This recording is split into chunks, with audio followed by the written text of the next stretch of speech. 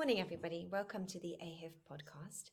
This morning, I'm joined with JS Anand, the founder and CEO of Leva Hotels. Good morning, JS. How are you today? Morning. Thank you. We are going to be talking today about the forthcoming AHIF event taking place in Namibia. We're very excited to be bringing the event to Namibia for 2024. That's going to be held on the 25th to 27th of June. And it's the meeting place, obviously, in Africa for the region's most senior hotel investors, developers, operators, and advisors. And the podcast that we're doing today is where all the best news and insights on everything related to hospitality and investment in Africa is discussed. So, JS, we're going to ask you a few questions today, and I'm going to start really by asking you about your vision, really. How do you envision expanding Leva's presence in Africa over the coming years, especially considering the existing portfolio of 4 hotels in the region? I think for us, we've entered Africa a couple of years back, and we entered into Uganda and Ethiopia, and we have been exploring closely East and West Africa. Now, East Africa has opportunity, definitely. I would say Rwanda is a market, very strong market, and um, then Ethiopia and Uganda, where we already are. West Africa, I've found it more promising, actually. Uh, we just signed a deal about a year and a half back in Lagos, in Nigeria. And for us, it's been more of a recce in the sense that we don't get into a market um, that is generally oversaturated. Uh, it makes sense for us to look at markets which have the potential in various ways, actually, in accepting a trendy lifestyle brand, the need for service levels to be taken to a, even if not luxury, to a basic 3 and a 4 star level. And the last most important thing Africa needs is training and concepts. So it could be training as far as human capital is concerned, as far as food and beverage concepts are concerned. So I have explored Ivory Coast, Ghana, uh, Zimbabwe most recently, Tanzania. These markets definitely need um, international brands or international hoteliers to create their presence, but they have clear needs as to what needs to be worked on and what are the gaps in this market. And yeah, so for us, Africa um, is huge potential, absolutely huge potential. Okay, thank you. Well, it sounds like you've got a very clear expansion plan for Africa throughout 2024, and you've identified key areas that you're going to be looking at: Rwanda, Ethiopia, West Africa, and so on. But in terms of challenges specifically, what have you faced with respect to branching out into Africa as opposed to in the Middle East, where you're already very established, in terms of ease of doing business, customer requirements? Just comparing that with the Middle East, do you have any insights into that for our followers?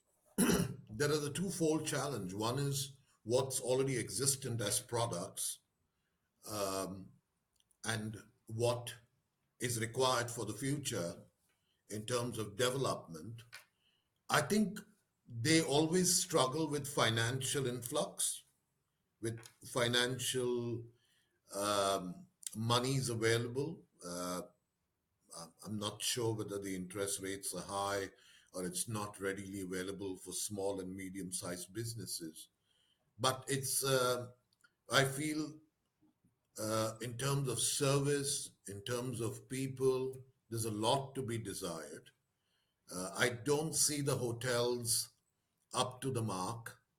Uh, then even the basic 2 or 3 star, or even a 5 star, for that example, does not give me the feel. And I don't think Middle East is the right market um, to compare with, because Middle East is very matured and very up there in terms of mid scale and upscale. Decision making takes a long time. There seems to be a lot of layers as far as decision making is concerned. Uh, Africa as a region needs to synergize more. Where I had a chance to be in Rwanda for the AFCFTA, where you had all the bodies that are working together. Visa challenges, connectivity, that's a challenge. Uh, Currently, the governments feel that tourism is a very strong segment for them, but they're not exactly uh, putting in the required funding. Certain areas in Africa, like say Zimbabwe, Ivory Coast, are very strong in infrastructure, but don't have the quality know how to take their hospitality concepts to another level. They don't have quality hotels, they need them. So I would say, really, government support, connectivity, funding uh, would be some of the major challenges for me.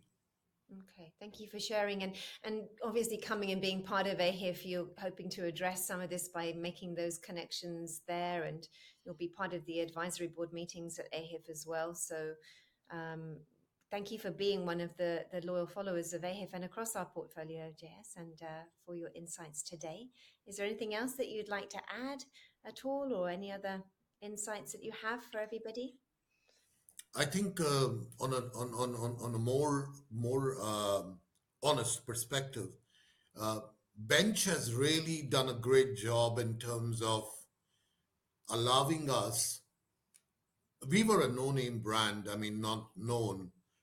We just opened about 4 years back, and we've had the opportunity to be with you guys in Prague, in Saudi, in Abu Dhabi, Riyadh. So for us, it's not about gaining the exposure only and signing new deals. For us as a brand and a company, we want to develop the local community. We want to contribute to local tourism, and we want to be a part of the growth of the people of Africa.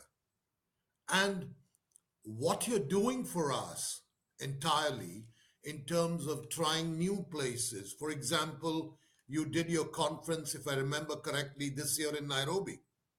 We did indeed, yes. Yeah. Kenya is a very matured market. Namibia is an opportunity market. Most of West Africa, or more on the south side, Namibia, Botswana, Malawi, Nigeria, uh, Ghana, Ivory Coast, these are all opportunity markets. So for me, I work very closely with organizations, and I totally respect where you're taking us to what level in terms of getting us that exposure.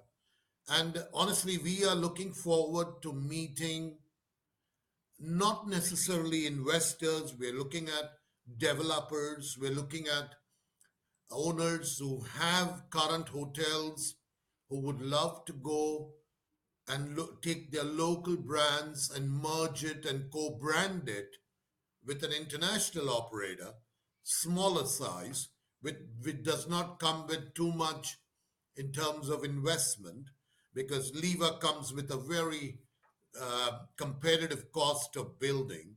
We are starting to take on some greenfield projects in Africa. So for us, it's a fantastic opportunity for us to gain this exposure on your platform. Has been very strategic. So I really hats off to yourself, Jonathan, Sally, Tanya, all of you. You're really doing a great job. So thank you very much. Thank you. Thank you for saying so. And I'm glad that you've enjoyed your experience. We've certainly enjoyed having you as a partner across our portfolio. And for Africa, yes, I think it's important for AHIF to be seen as a pan-African event. And it's lovely to bring the event back to Kenya.